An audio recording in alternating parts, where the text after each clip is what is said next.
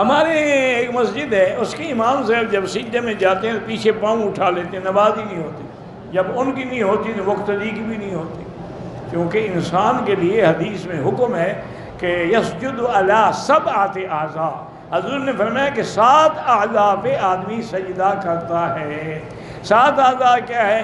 یدانی، رکبتانی، قدمانی، والوجہ والانف، کہ 2 گھٹنے، 2 پاؤں، 2 ہاتھ اور ناک اور وجہ۔ اگر ان میں سے کسی کو بھی اٹھا لیا تو نماز نہیں ہوگی۔ جیسے سر کو اٹھا لے پھر بھی نماز نہیں، پاؤں اٹھا لے پھر بھی نماز نہیں ہوگی۔ اس کو سمجھائے نہ مانو تو ایسے آدمی کے پیچھے نماز نہ پڑھو۔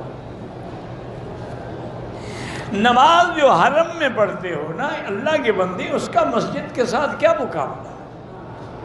مسجد اور جامع مسجد سے کا بھی مقابلہ نہیں ہوتا، اور یہ تو کعبۃ اللہ ہے، اس کے اندر جو آپ نماز پڑھیں گے اس کا 27 لاکھ ملے گا۔